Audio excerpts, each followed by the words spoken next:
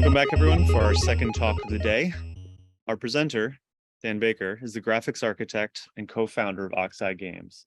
He began his career at Microsoft, where he helped develop DirectX versions 8, 9, and 10, and helped create HLSL. He continued his career at Firaxis Games, working on such games as Civilization Revolution, Civilization 5, and XCOM, and architected Firaxis' engine for Civilization 5. At Oxide Games, he's the graphics architect for the Nitrous Engine, which was the first shipping DirectX 12 engine, and was used in Ashes of the Singularity, and will also be the engine for the upcoming game Our History Untold, published by Microsoft Game Studios. That said, turning it over to Dan Baker for his talk, overview of the Nitrous decoupled rendering architecture. Hello, everybody. Welcome to my talk for the Rendering Engine Architecture Conference in 2023. Thanks to all everyone for making this come together. It's it's a lot of work to make a conference, especially a virtualized one where it's completely free and it's great. This talk is on generalized decoupled shading. My name is Dan Baker. I'm the graphics architect at Oxide Games and also one of the founders. And I'm going to talk about our technique for doing generalized decoupled shading. So to start, what is decoupled shading? A lot of people call decoupled shading texture space shading. I don't like this term because texture space is just one method of decoupled shading. There are other methods of decoupled shading. In particular, I think that as we move forward, we're not going to do well. There's a lot of advantages for shading in the texture coordinate space. I think in some cases we're not going to shade in that space going forward. So I don't think that the future is everything shading in texture space. So I think it's just better to get out of the way and say it's decoupled shading, and texture space shading is a type of decoupled shading. There's a lot of reasons for this. This is similar in concept to Raise. It did it a very, very different way, in a way that you would probably never do real time, but it didn't shade in the space of the screen. So there's a lot of advantages, and I'm not going to enumerate all of them. I'm just going to talk in detail in a second about a couple of them. One is shader anti-aliasing. That's actually a really big one. Another one is actually better BRDF accuracy, and this is distinct from anti-aliasing. I'll talk about why that can be a goal. You can also get variable shading. We can overshade things or undershade things selectively, very dynamically. And there's a bunch of other things. But the reality is that no major game is built that way. We did a little bit in Ashes of the Singularity, a very crude implementation, and there was some mega texturing in Doom, which was probably the closest thing to a major game doing it. It didn't shade in there. It just used it to, as far as I know, it didn't shade there. It just used it to texture. But that path appears to, I'm not an id, so I don't know, but a path appears to have died. I actually think that if you applied some of the techniques that we're doing, what they were doing would work. I think that some things that we did actually address the problems for why mega texturing wasn't working.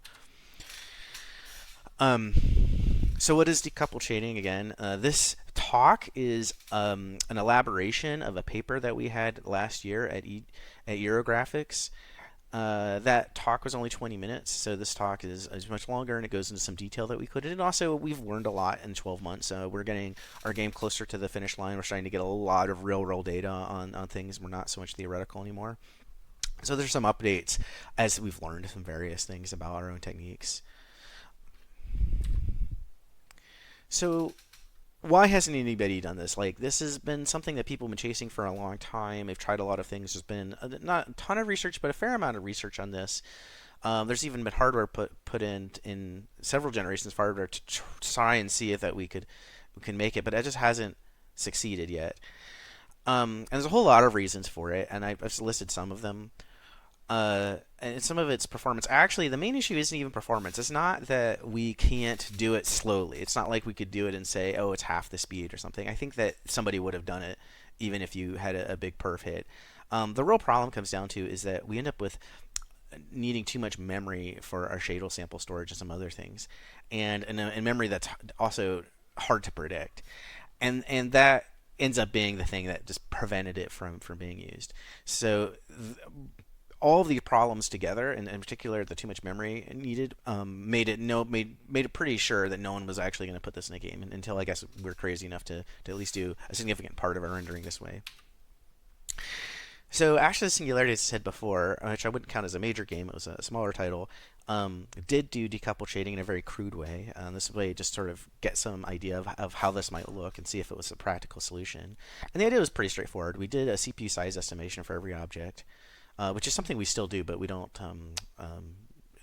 It's not as critical now. And then we shaded in the top one, and we filtered down from the top MIP. And the train used a custom thing because trains always seem to be custom. They break all the rules. And this worked because it's a very specific game. We knew there wasn't a lot of overdraw. We knew we didn't have that many art assets. We could finagle our way through that. After that, we did some more work in a prototype, a prototype we called Not Enough Bullets, and unfortunately, not a lot of people saw this demo because it was a VR demo, so I can't even really put it out easily now. And the idea here is we broke the objects into little chunks, and then we tried to do visibility in each chunks. Um, there are some references in the paper to the other people who tried this. Now, I have to point out that this was actually a really, really interesting tech demo. It was at a time when VR was going to take over the world, as it was. So we were actually thinking a lot about like, okay, well, how would this work through VR? And it turns out that there's a lot of really interesting things. Like you can shade both eyes the same. You can shade at a phase 30 instead of 90 or a lower frequency. You can update, do variable shading, all sorts of neat stuff. Well, that pretty much worked, but the overall approach of breaking the objects into little places, that part really didn't work. And ironically, all the cool stuff I'm talking about, that's a great subject for more research. I think it's really, really promising. Not what we're doing. We don't do any of that cool stuff, even though it would probably be a performance advantage just because it was a little too much for us to worry about right now. But inevitably, the technique that we did trying to break the object into little parts just didn't work. So getting back to the anti-aliasing problem, this is fairly straightforward.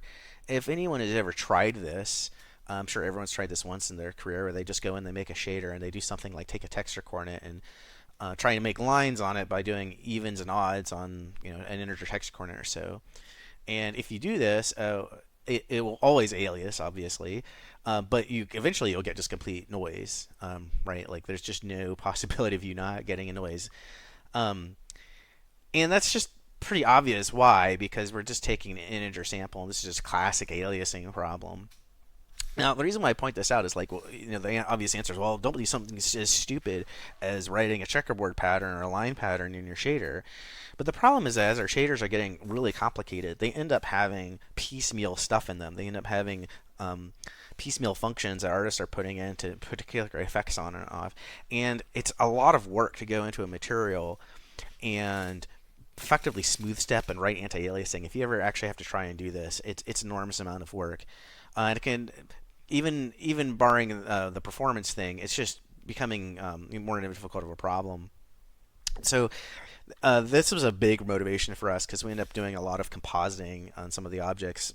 They can change things like team colors and have all these various different states, and it was part of a problem that like when you try and do this, you don't have a good pass of shader anti-aliasing here.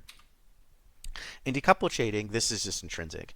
If you're in at least in a texture space, like if you got a neighborhood and you're trying to do something and there's anything that you're doing that's variant on the texture coordinates, will just get blurred out and anti-aliased just like a filtering a texture. So before, if you would be crazy to make some lines or some fine detail line art inside the shader by doing like math, because it would just alias unless you put all these smooth steps in anti-aliasing. With decoupled, you'd be insane to bother with a texture. Why not just put in a function, because it's just going to anti-alias for you, assuming you can deal with the MIP level filtering issue. So there's that.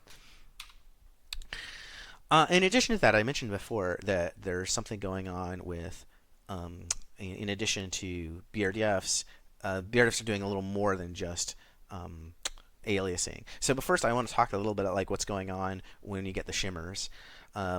So, shimmering with normal maps is something that's well seen, known, and people are trying all sorts of things to solve it. The root of the problem, there's a couple of problems. There's actually two different things going on. Or probably more than two things, but there's at least two things going on.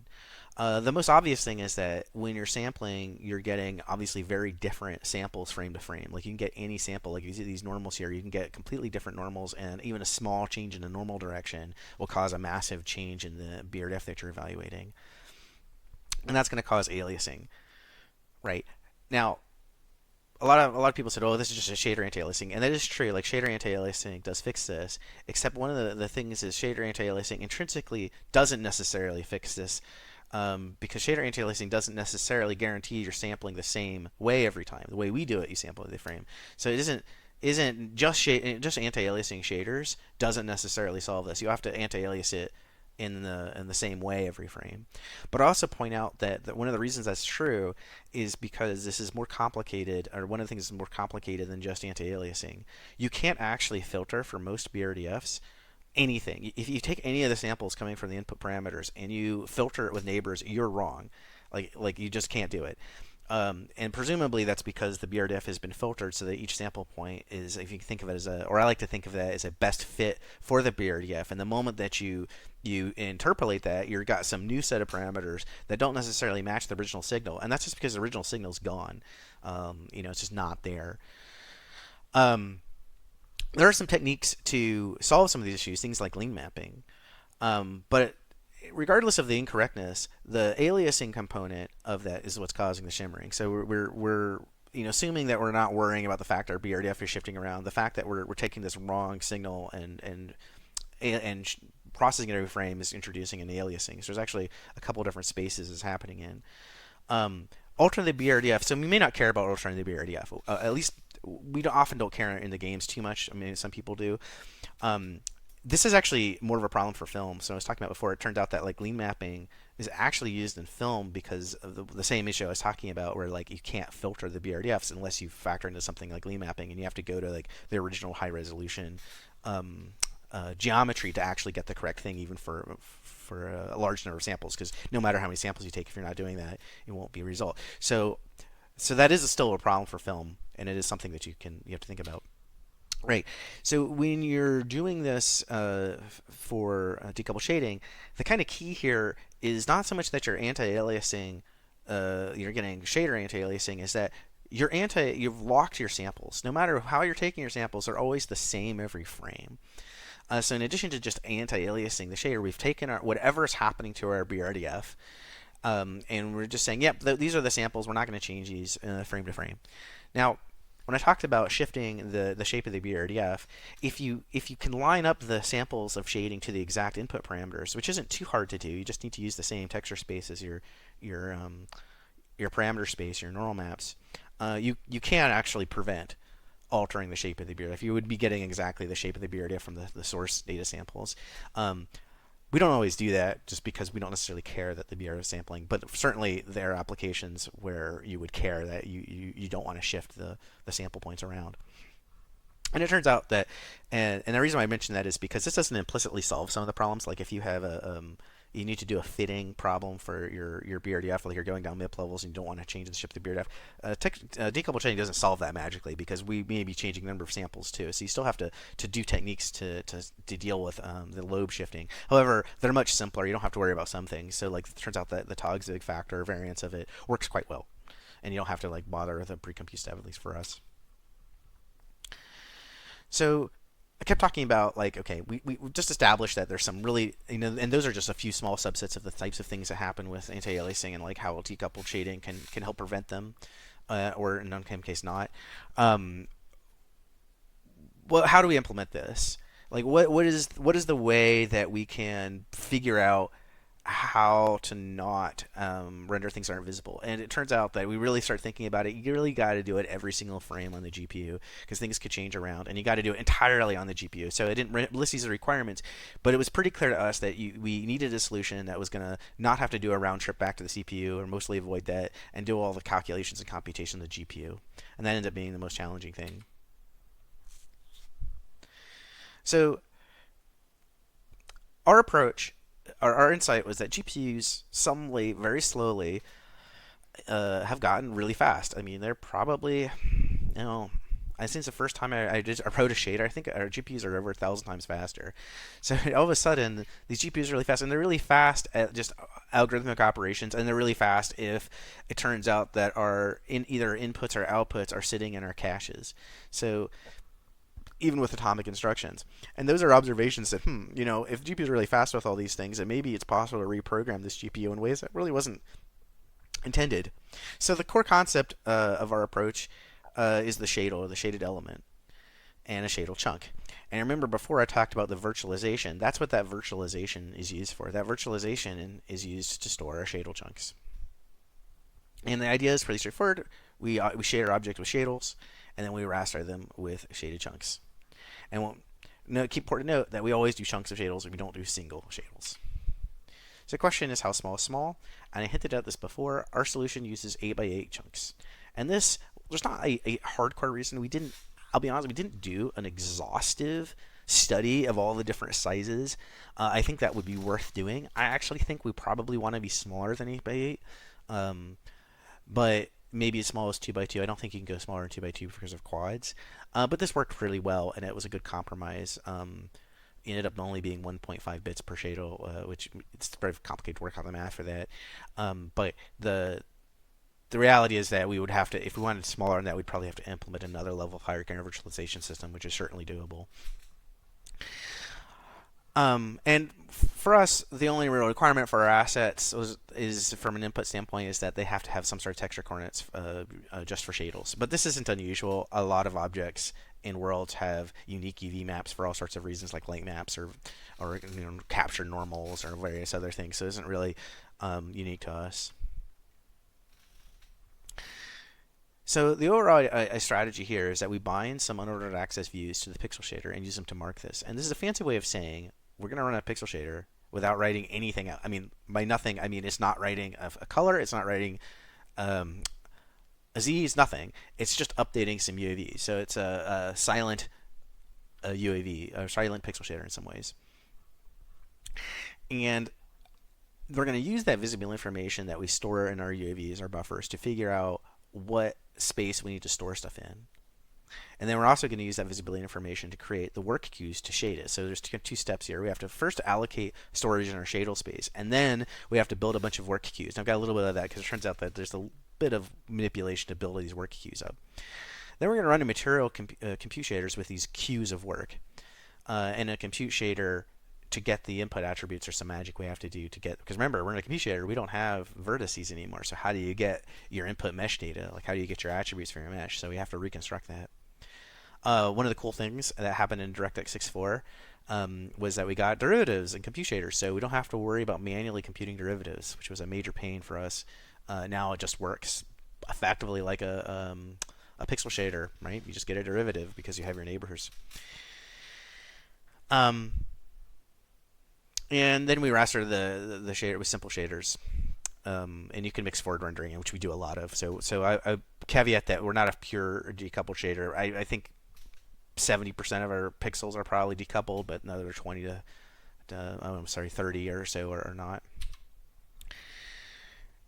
So what is our shadel storage space? So this image here on the right is, and I've blown it up here, is what our shadel storage buffer actually looks like. And you'll notice that there's a bunch of stripes here, and that's going to be important later. So I want you to take note of the stripes. And I expanded a little bit. You can see it's all jumbled up. It's not anything sort of comprehensible to human. I always call it a teleporter.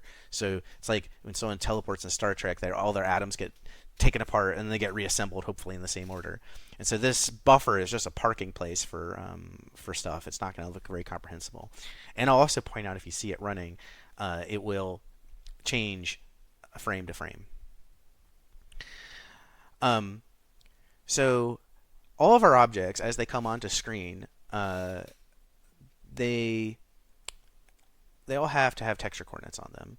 And when they come into screen, they get parked somewhere into our large virtualized texture. Now, how large is this space? It's like 256K by 56K.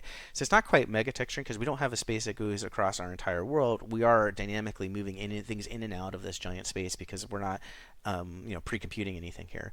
So, but we just need to have a place to store it. The actual buffer for our, I believe, is set by default on a good card to 4K by 4K. It can decrease that, or I don't know if it increases, but decrease that if we don't have as much memory or not running as high resolution, and that depends on the settings. When an object is visible, and it gets this estimate for how big it could possibly be. Now, the important thing for us, now I talked about Ashes, how we did that MIP size calculation for how big something should be. We still use the same logic, but in this case, we just need a conservative estimate. We don't need to be very precise about it. We just need to not run out of memory. That's the goal here. We don't really care about other stuff. There's not a lot of performance for having too big of a size, so maybe we don't hit our performance threshold. To give you an idea here, and it's a little bit hard to understand what these are. Um, when we actually take a subsection of the virtualized space and resolve it, you can see that, and this is only a tiny section of it, that it's mostly empty. And that one of the top is the top MIP levels for all of R. I was running the game, and for all of R, I was examining what was visible in the top MIP level as you would for any object, and you can see almost nothing is, which is what I would expect because only things close to the front of the screen would. So you can see over here is a little tiny part of the terrain, and that's it. And you can actually see some of these patches. These are big patches that are parts of the terrain as they move through the different levels of MIP. So the top is the top MIP, and then it goes to the next one, and so forth. And you can see it transition between all four of these particular MIPs that I've shown. And if you look at the bottom, it turns out that most of our objects, which will be relevant in the end of the talk, are actually mostly just little specks in the fourth level down in our MIP, which means they're pretty small on screen. They're from the visible, they're not even touching their top MIPs.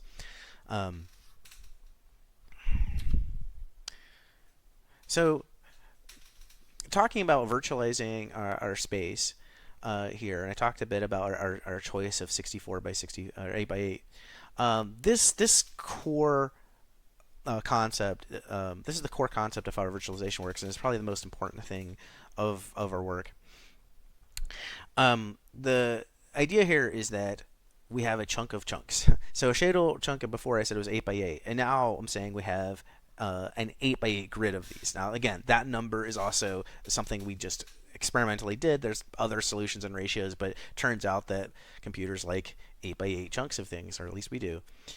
So the idea here is that this representation is relatively straightforward.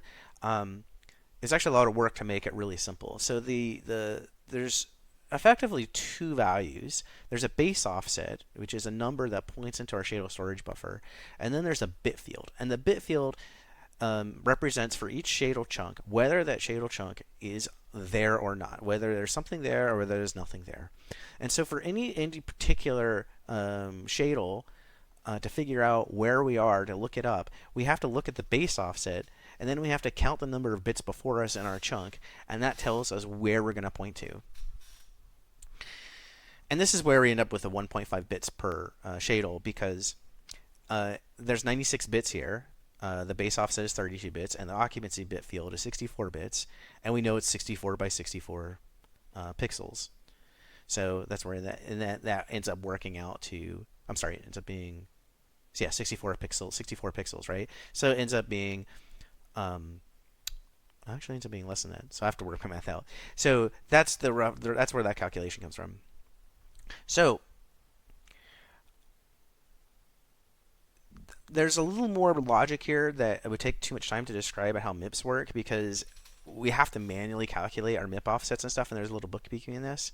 But inevitably, this is how our virtualization works. So it doesn't really take that much memory to store a shadal.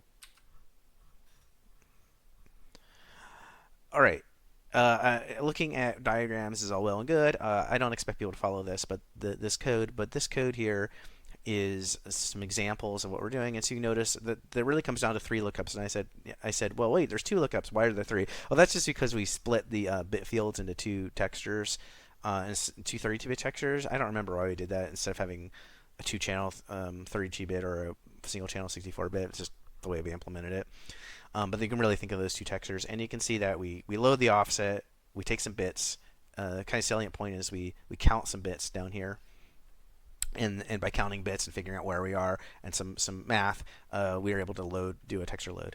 It looks like there's a lot of math here, but in truth, this runs really fast. It's all bitwise operations and a couple multiplies.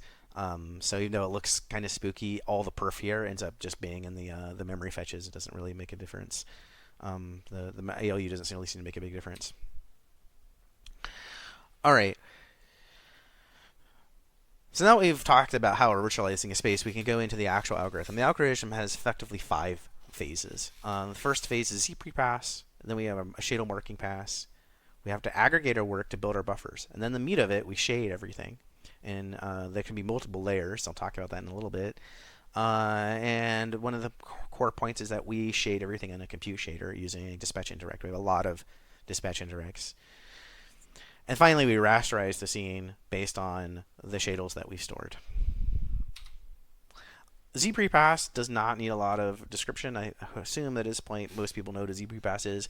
The only kind of comment I'll make here is that a normal Z-prepass, you do it to prevent having to shade things too much, so you don't want invocations of your shaders. But maybe you don't want to do it because the shaders aren't that expensive and your geometry is more expensive. For us, you really want to do a Z-prepass because even if the shaders were simple and the materials were simple, you're going to allocate extra memory, and we don't want to allocate extra memory. We could run out of memory, and there's just extra bandwidth in doing it. So Z-prepass, even though it's technically optional, in almost all cases is going to increase performance and make it actually look better, which is sort of a weird thing, and I'll explain why. So you really want to do the Z-prepass. All right, the shadal marking pass. Sorry, it's a big wall of text. This is pretty hard to come up with diagrams for all this working. So the idea here is that when we talked about our virtualization space, if you were savvy, you said, well, the occupancy also doubles as visibility, right? Like, because if it was visible, there's something there. If it wasn't visible, there's nothing there, and it's true. So the occupancy bit for our virtualization ends up being exactly the same thing as our visibility information for a shadal chunk. So what we do is and this is actually the biggest single perf issue, or not perf issue, but fixed perf issue, is that we have to clear our visibility field. So we mem set the tracking texture to 0 at the beginning of this pass. When the pixel shader runs, rather than do its actual shading, its final reconstruction shader, which could be a little more complicated depending on what the shader is doing, what it really does is it runs through its custom MIB filter, and it just marks what it was going to read by flipping some bits on and off. And like a little interesting, curious bit, it turns out that this just ends up being atomic OR. So you can also see that in our logic, by implementing it as just a bit field occupancy, you can mark something as visible or not just by doing an atomic OR on value. Weirdly, and I don't really get this, is that if you do an atomic operation and you have nothing, so you're 0 and you atomic OR, which can happen with the way our shaders work, it turns out to be faster to put the thing on an if statement, which presumably hardware would just fast path an atomic OR out early if it was just 0, because atomic OR of 0 is a no op, but it doesn't. So just FYI, a little weird optimization. It is extremely important to use the early depth stencil attribute. So by default, when you put a UAV on a pixel shader, it always processes it because it says, oh, I don't know what's going on, I'm going to have to process it. But we don't want that. We actually are using the fact that it's being rejected at its early Z out to not mark things as visible.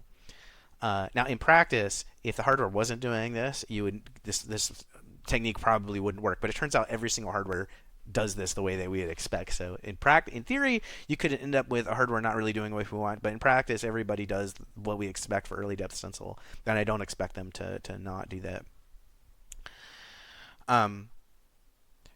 There's a little bit of a note just for bookkeeping. In addition to the aforementioned offset buffer, there's also an alloc ID buffer because we need to track which object something belongs to.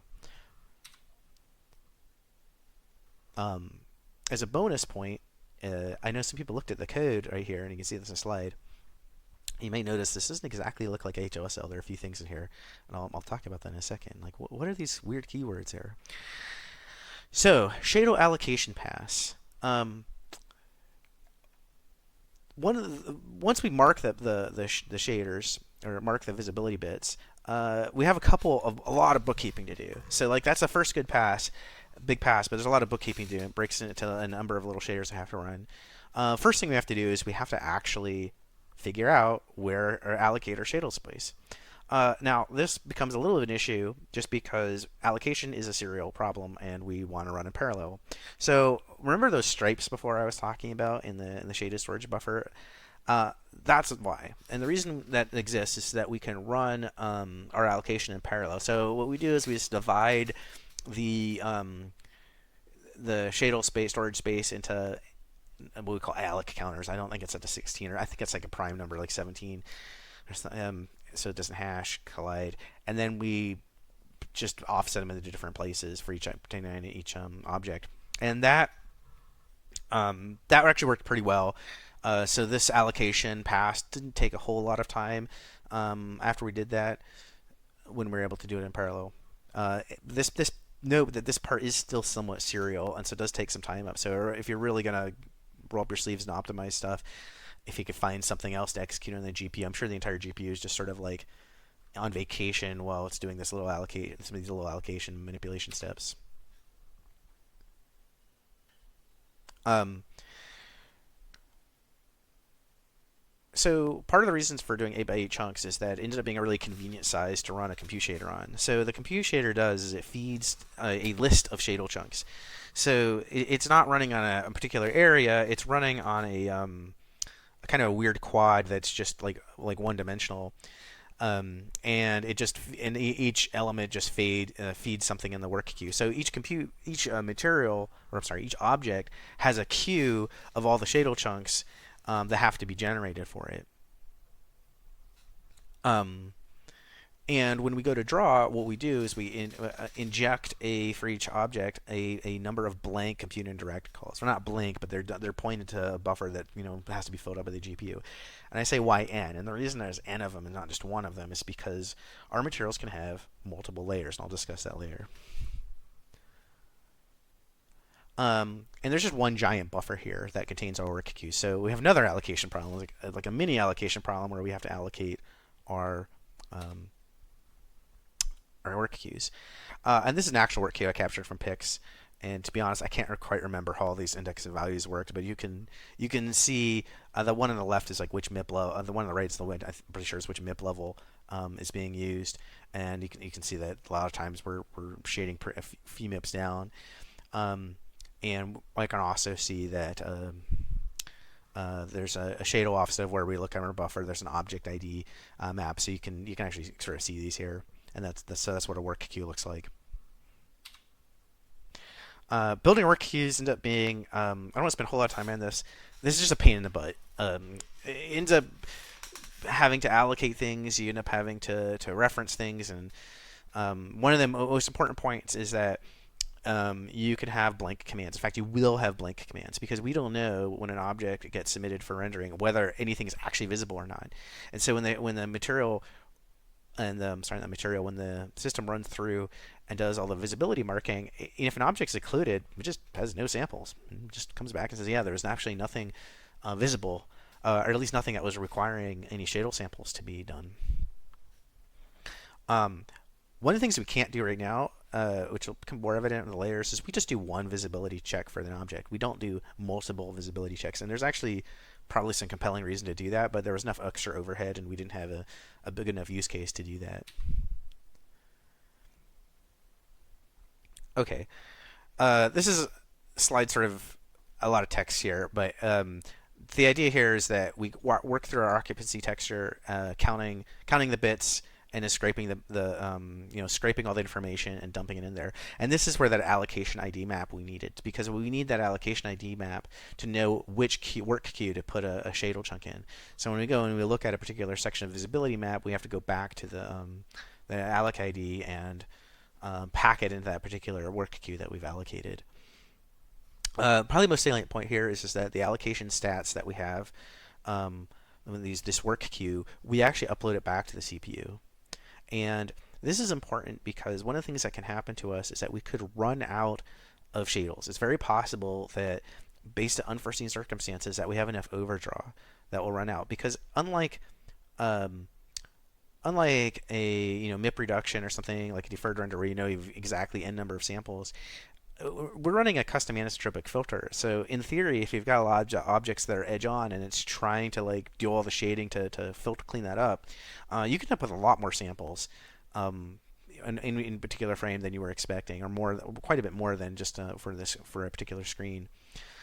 So it's possible that we'll get to a point where we're just shading too much.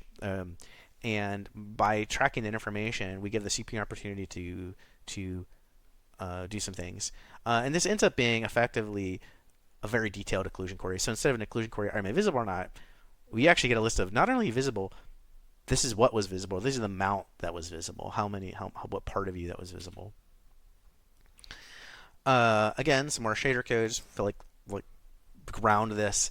And then when we're creating a work queue, I talked about that allocation ID. We get the allocation ID, we get our bits, and we just start looping through stuff and dumping stuff into our queue. So this shader is pretty straightforward. And again, you'll notice there's some weird stuff in here that doesn't seem like that's HLSL, and yeah, it's not. And I'll talk about that in a second. Okay, so I talked about the collection running out of space, and I was hinting at that, but here's a more deeper dive into that. Um, if you think about it analytically, and like, okay, let's imagine for a second that we're looking straight on a texture, like straight down. We have perfect mapping from an object, from a texture space to the screen space. That should mean we need 1 pixel, 1 shadel, right? So if we had 1080p and 2 million pixels, we'll end up with 2 million shadels that we'll have to process. No. Even in the best possible case. And remember that we're still using a trilinear filter, so it's always 1.25 because you have to process the corresponding MIP level, which is a great quality improvement because unlike another type of rendering where you don't necessarily have the smooth transition between the details, we are getting that smooth transition, but there's extra cost for evaluating LODs in that manner. So that's the first thing. So no matter what, you're always going to be 25%, even in the best case. Unless you use bright linear, which actually, remember, a little bright linear buys you some perf and decoupled shading. So keep that in mind. Shadel chunks are 8 by 8, so there's some wastage. And this is going to be very evident later, that the shadel chunks being this big will cause some issues. So there's some wastage. You have small objects or small charts, stuff will just get pulled in. Now, in a forward renderer, you have 2 by 2 quads, so there's always some wastage here. It's just part of it. And as I said before, anisotropic filters can be heavy edge on, need more samples. And that's if you want anisotropic filtering and you want the filtering, which you probably do, especially if you have a highly specular thing and you want more samples on those edges, it needs to just do more work. Also, transparency. Did we say transparency? Yeah, it seems like every engine can't do transparency, right? Well, actually, transparency is just fine with decoupled shading. We just have to capture the transparent surfaces in element. The problem is we just need more space, because if you've got overdraw, obviously you've got more intermediate samples you got to store somewhere. So depending on how much transparency you have, you need to increase. So we found, rule of thumb was, we need about 2 to 3 times the number of shadels to pixels, and 3 to 4x if there is some transparency. But there's still no guarantee if we use too many. We can get all sorts of corruption if we do.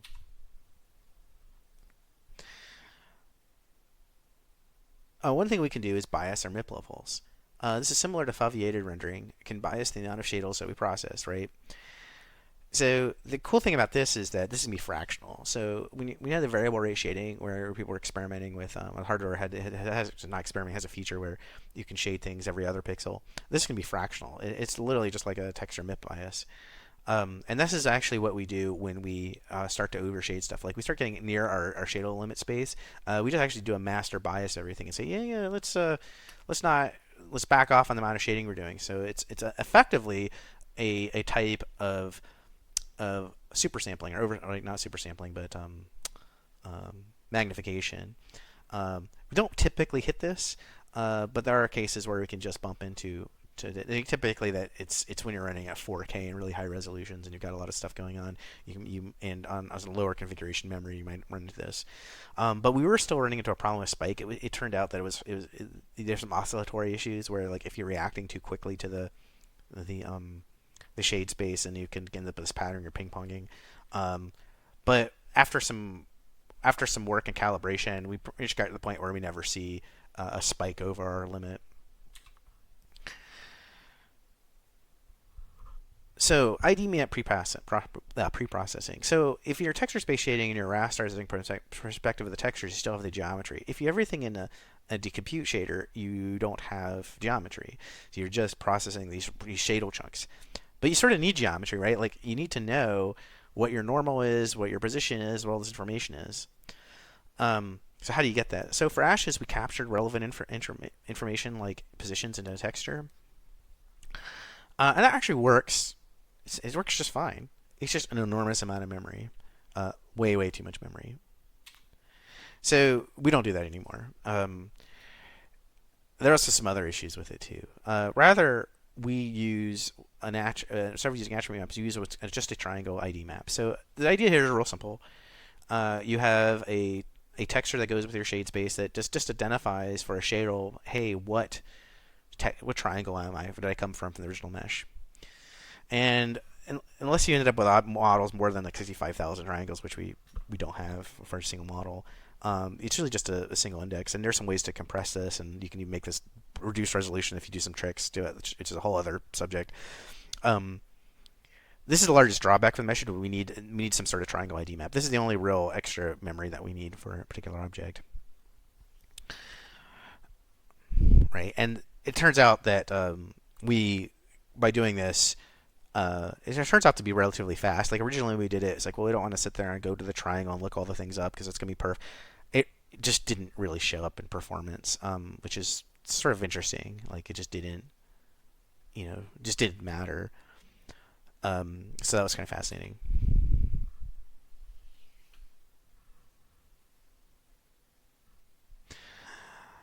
So how do you generate these ID maps? The reason why I have an aside here is because when we were looking at it, I actually didn't find the solutions that people come up with workable, and so I just wanted to mention some tricks that we did. So a lot of times people, so the basic idea here is that you render into a surface using ID, using a triangle ID, and then you capture and you do flood fills and these various other things. But you literally get edge cases. Some triangles end up with no pixel coverage because you can have a triangle in texture space which is too small to be visible, and you can actually have charts.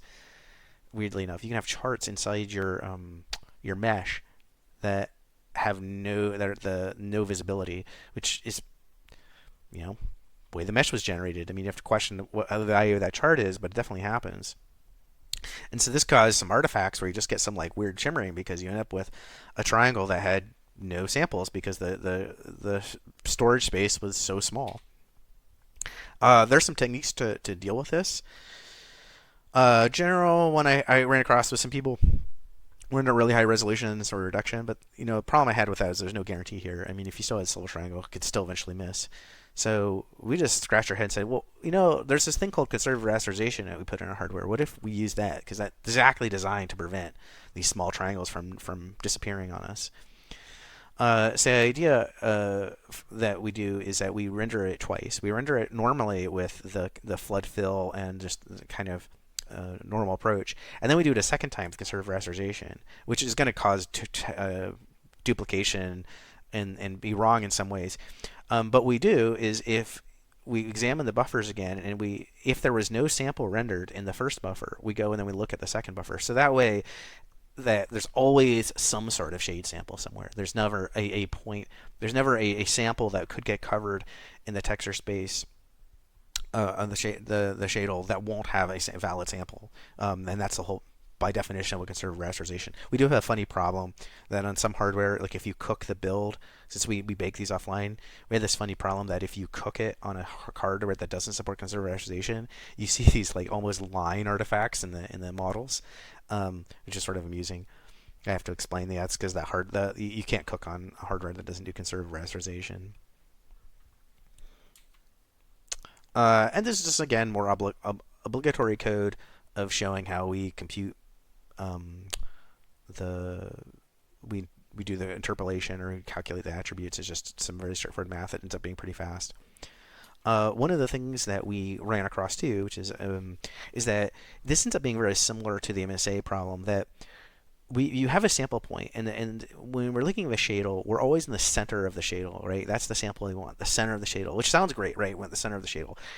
The problem is that the center of a shadel, especially with these small charts or small triangles, you end up with a triangle that has no samples that are actually of the texture that fall within it. It's just the way it's been textured, and this ends up being very similar to the centroid problem with MSA thing. It's like, we don't have a sample. So what do you do here, right? Like we have a sample, but it's actually outside of the domain of the shadel space of the texture.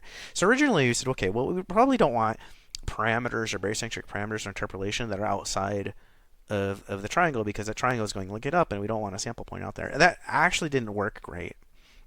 And I think it's similar to MSA enabled or centroid it just turned out that we wanted to sometimes be a little bit outside of our triangle because it was just a better artifact. So what we do is we clamp it when we're doing our barycentric coordinates, but we don't clamp it completely inside the doing the triangle. We add a little bit of fudge, and this just experimentally fix some of the artifacts that we saw. Uh, oh my God, what did we do?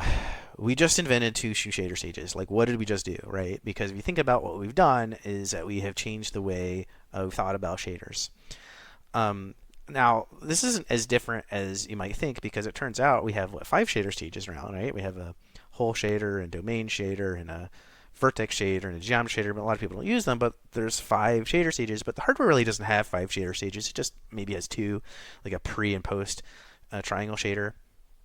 And all the shader stages and alpha blending, a lot of the stuff just gets sort of combined in shader code in a sort of semi-magical thing that is our pipeline stage object, that magic thing.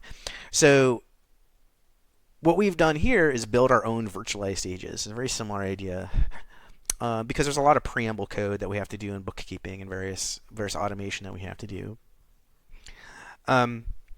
So if this is one of the limiting factors we had, because you start rolling this out and you want to have people material it, like you don't want to have people going into the minutia of manipulating all these bits and setting all the overhead and pulling work out of the queue and all that, because it's pretty easy to mess up. And what if we changed it somewhere? You'd have to go through all your shaders. So for other reasons too. So I kept pointing out, like, what are these random keywords in the language? It doesn't quite look like HLSL. So we have our own shading language called ZNO. To be honest, I know there's a lot of text on here. I don't want to talk about this too much. This could be an entire hour talk. Maybe next year we'll do an entire hour talk on just our shading language because it's super interesting.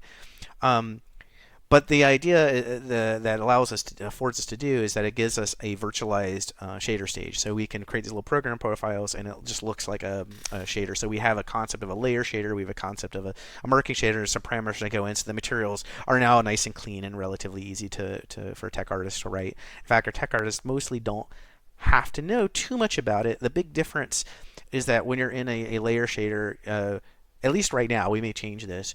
You do see and have access to like the layers, and you can store the shaders. One of the cool things, as I mentioned before, we got shader derivative functions, so we can simulate texture fetches in the same way as we do in a texture spader. And because you're in shader, other stuff becomes available that we use, like local shared memory. We can use some optimization. You just get a lot of really odd stuff that you can do. It's kind of neat. So finally, I'm talking about layers. So I presented this very overly simplified model of decoupled shading where, you shade everything, you shade the value, and then you read it back. Okay, that's great. That's not what we do in some of our materials. Some of our materials do this. Some of our really complicated materials don't actually do that because we have ability to store values intermittently between layers. Like the material can run different phases of it, which we call layers. And we actually have 5, there's 2 layers. There's the layer program, and there's also the storage buffer. So we have 5 effectively shadal storage buffers that are not necessarily shadals anymore. So I said shaded element, but it turns out that there's pre-shaded elements, or just random data elements that match with your shade space. And this is useful for, say you're doing, like we do in our water, we actually, in one of the layers, the first layer, we render out our heights, and then preceding layers read those heights and calculate a normal from them. And they can do that because everyone has written their neighborhood information in there. We also do this for skin, where we render a skin effectively a diffuse pass in one layer, and then we go through, and a bunch of layers just go through and effectively applying blurs on it each by accessing the previous layer. So some of that special case stuff where you had to write a custom system for, it actually just falls out in decoupled shading. You want to cache in values, you want to do skin, you want to blur them. Yeah, you can just do it. And any material can just elect to do it. Probably the biggest thing that we do is that we can actually preserve things across the frame. So it's just a cost of a little extra memory, or maybe not a little, it can be a lot of extra memory. You can preserve any one of these layers and mark it and say, yeah, just stick this around in the previous layer. And then those shading values become accessible by the next pass. And we do use this to optimize stuff. This is not like, history. So a lot of the algorithms of figuring out shade history to anti-alias, they're trying to search around their neighborhood to find the pixel. No, we know exactly. Do we have a previous shade sample or not? So we have a function that either returns the previous value from one of these layers that we've stored, or tells us it doesn't exist. And that's a pretty cool feature. And we barely taking advantage of this. We basically use this to have a cache of things, so we can not shade certain parts of the material again, like we just preserve it from the previous frame. But I think this is probably the biggest point about decoupled shading. The more I think about this, the ability to have precise information about what came before you, and we are looking at using that to do some interesting things in ray tracing. So finally, we get to the very, very last part, which is the simple part. Is the objects have now been shaded, and we're going to reconstruct the scene. These shaders are pretty simple. They're the complexity of effectively like a DX9 shader, and here you can mix in forward shaders and do various other things. So there's not a whole lot to talk about there. There's no hard rule on forward decoupled. You could even probably do a deferred render here. I mean, decoupled is a pre-process that happens before you go to the screen space. So it's really just a way of pushing some samples that you're shading before anything happens on the screen. All right, now I'm going to show a demo. I'm actually not going to show the demo. I've got the recording of the demo here. And I just want to show this is an asset we took from Ashes, the Singularity.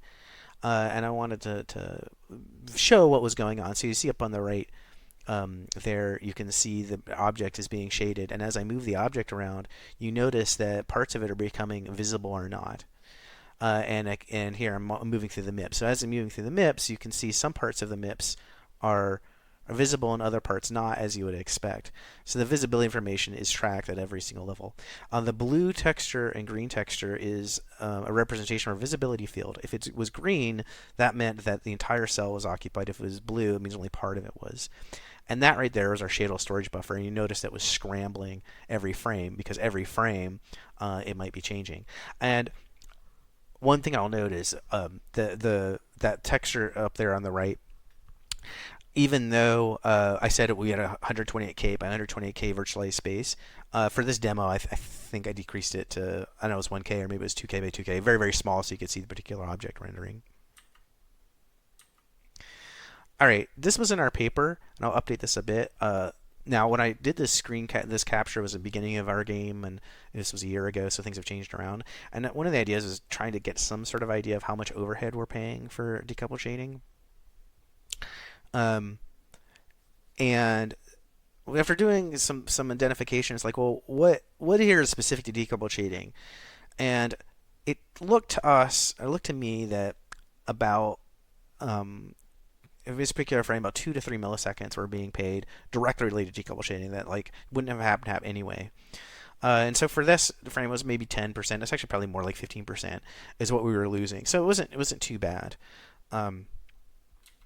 However, that was what we did a year ago, and we're getting deeper and deeper into the game, and starting to notice some interesting perf characteristics. And to be honest, this is pretty fresh off the press, so I don't really have a good insight of this because, don't have a completely good insight of this. But one of the problems is that it gets pretty expensive for microgeometry that's not well charted. So if you have an expensive shader, and you've got an object that ends up being very, very small, like we're almost getting noise on it. And like here's an example I actually pulled from our game, and you can see like it's I don't know how much geometry in there is, but it's basically aliasing. We've got like a post that's probably got like literally one sample on it, or two samples on it. And parts of it just have one pixel on it. What starts to happen is that in a forward renderer or a deferred render, you would just get a handful of samples pulled and shaded, and they're going to be pretty noisy because you don't know what triangle is going to get sampled or where it's going to get sampled, but you only get one. With a decoupled, it starts with these called micro charts. We get these charts. It starts trying, even if you only got one sample on it, it really, really starts to try and shade the crap out of stuff. It really tries to do all the things, and it's exasperated the fact that it's trying to like do them in 8x8 chunks. So it turns out that small objects of small geometry will tend to get will tend to get prohibitive performance. It might prohibitive like 4x more expensive. Now, the reason why I say fresh off the press of this is that remember our total shading space is bounded. So in theory, if this starts to happen, we would bias it and not shade sample. But there's two things that can happen. One is if the material is particularly expensive. So in some of our cases, we have an overly complicated material for the object, so we need to LOD the material itself. Like Predator probably shouldn't do much anything if it's small anyway, but it still does because that's the nature of how you build games. You end up paying a lot for very little gain. And the other problem that you can run into is that if you have an overall global bias, at some point these hit a clamp, like they can't bias themselves down anymore, which is also one thing that happens to us because there's just not enough space in the charts. Like charts. Charts for typical UV atlases are good like 4 or 5 mips down. Once you get like 4 or 5 mips down, I think we actually clamp it at some point and say, yeah, we're not gonna try to undersample this anymore. And when you're in that situation, what happens is that you can get this weird effect where lots of little objects trying to shade they're basically shading too much. If the global shade bias hits, it can start to make other objects blurrier, and you don't want that to happen. You don't want little objects that basically don't matter.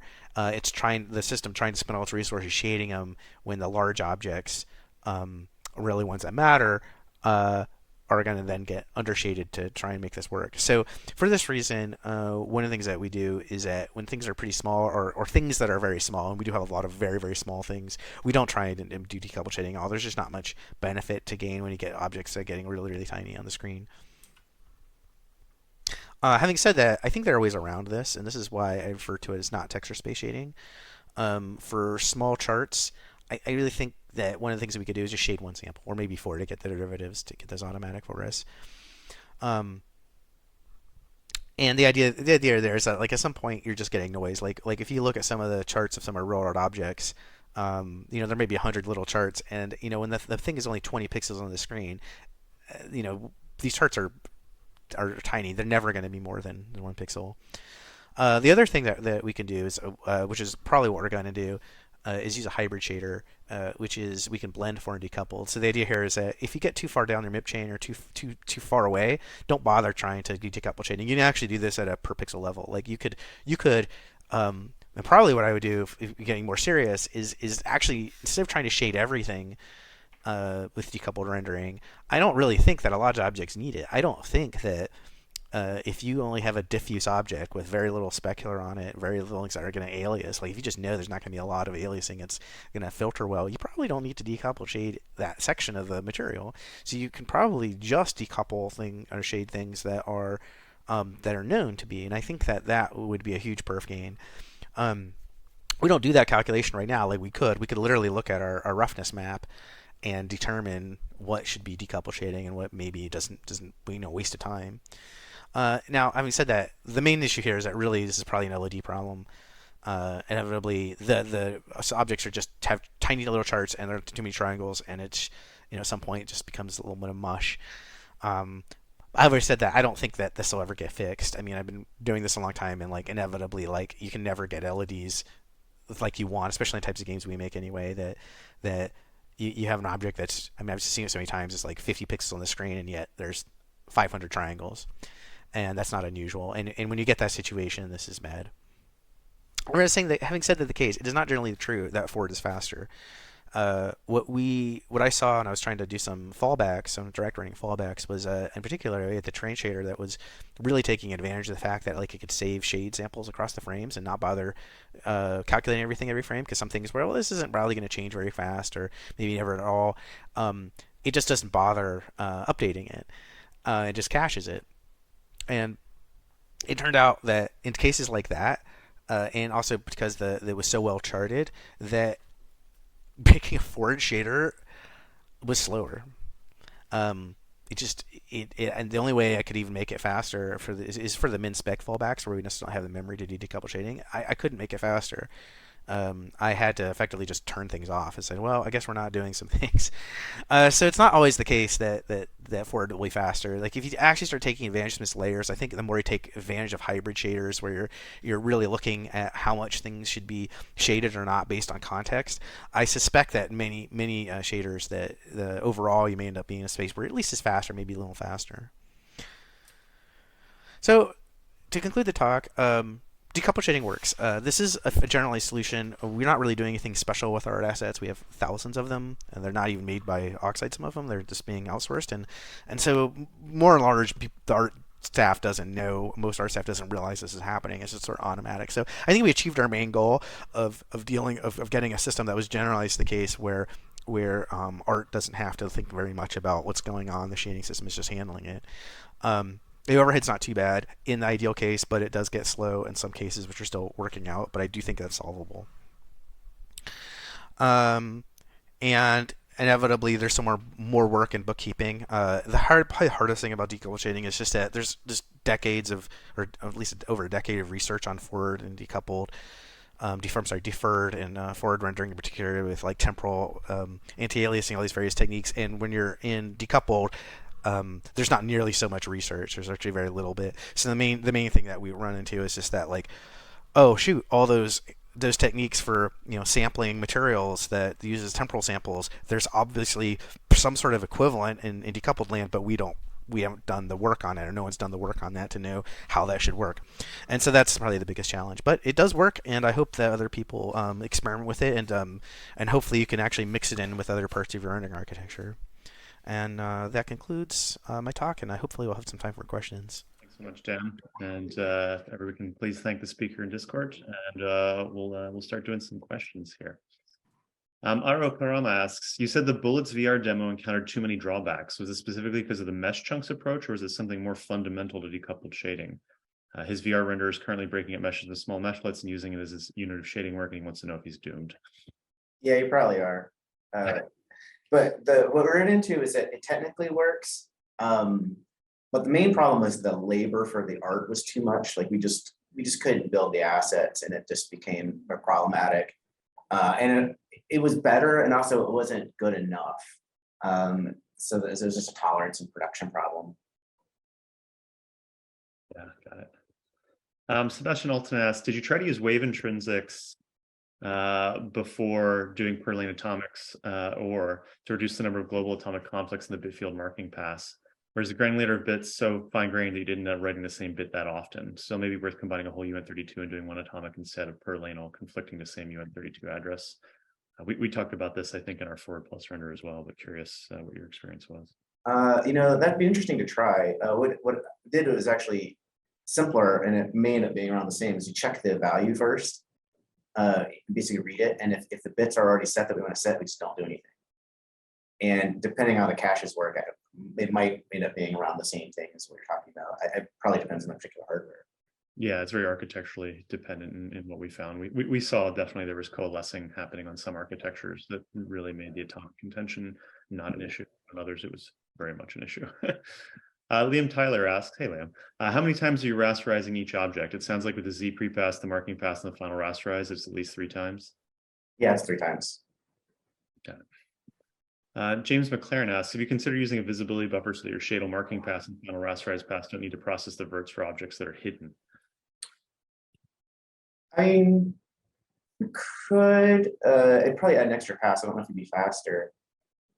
And I don't know if you mean by writing a UV map or something in a buffer. The problem if you do that, like you're trying to mark it that way, is that if you're looking at anisotropic things or pixels that need more than one sample, you can't save it. And that's the problem with ID buffers, and that is that you still only get 1 sample per pixel. And that, to my mind, if you do it that way, it would defeat the purpose of the decoupled shading. Yeah. Or some of the purpose.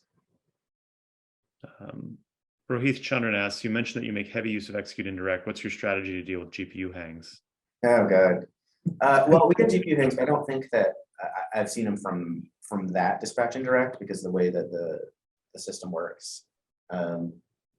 Yeah. Basically, they use the GPU crash tools. So probably a whole talk. Someone can make a whole day on how to try to find GPU hangs.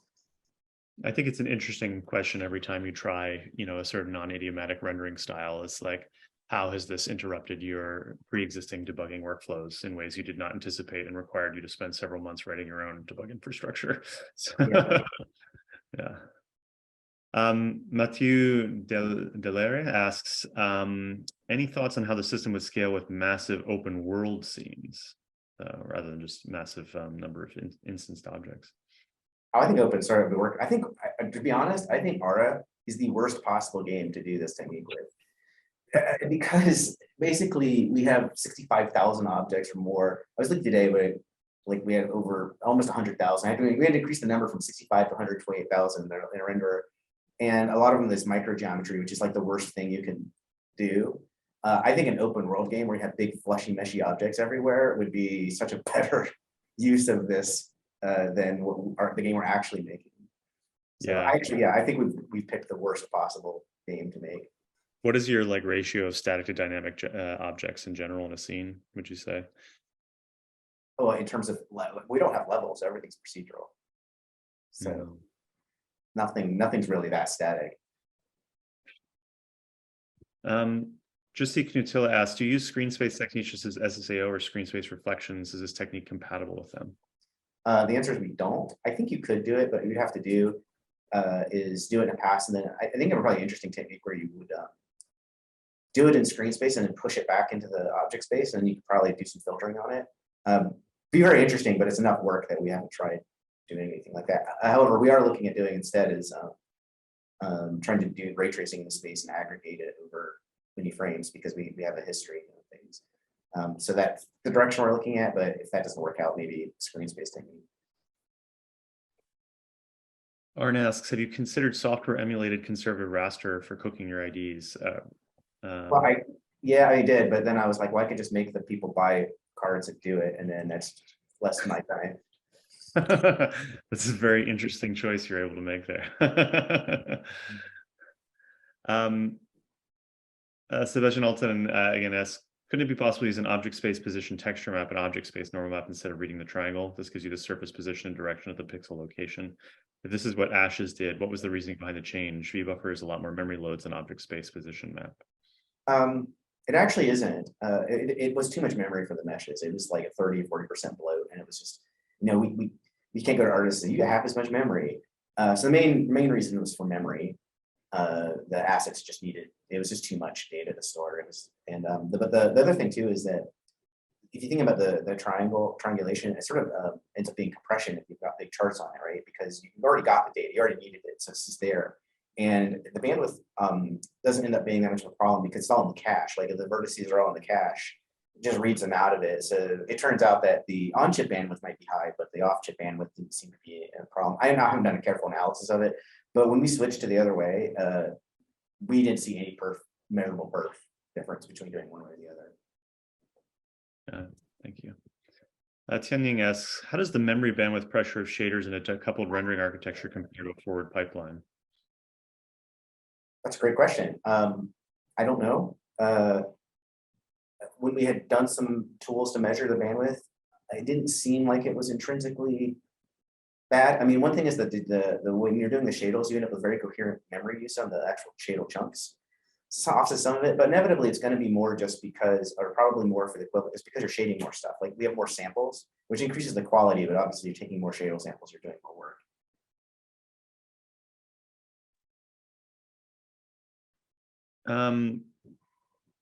Sebastian Lagarde asks, this looks really close to visibility buffer with virtual texturing. Any thought feedbacks about difference with your approach? I mean, yeah, you could do virtual texturing. I mean, it's sort of an implementation of it. I mean, it is our own sort of custom virtualized. But the thing with the visibility buffer though is like, again, if you're in the wrong space, like you can't have the visibility buffer in screen space because you won't get all the samples marked. So it has to be in the virtualization space. So yeah, my poor man, my quick answer on that. Sure. Stefan Gulergov asks, can you point to more information about max space estimator? How does this work? It's pretty simple. It just, I think we look at the triangle with that's moving through the texture coordinates the slowest, and then do a size reduction on that. Like we pick just some mesh pre-processing, And just to get an idea, I honestly can't remember the math on it, but it's something you can like work out, and after like an hour, just figure out which triangles using the most space. And then last question before we'll do a shorter 5-minute break. Sebastian Altman asks as a follow-up, can't you just render the position maps when you load the meshes, UV triangles as 2D triangles, XYZ? That's pretty much what we do in our material composer. Don't store position map on disk. Well, we don't have a position map on disk. We just have the triangle ID map. And like I said, we can't load it on disk because we need conservative rasterization. Otherwise, yeah, we could not store it on disk. If we knew the hardware had conservative rasterization, it's pretty fast to generate it. All right, we're going to finish up with that. Thank you again, Dan, for the talk. Thank you everyone for your questions. Please thank the speaker, and we'll be back in 5 minutes with our next talk. Thanks, everyone. Thank you.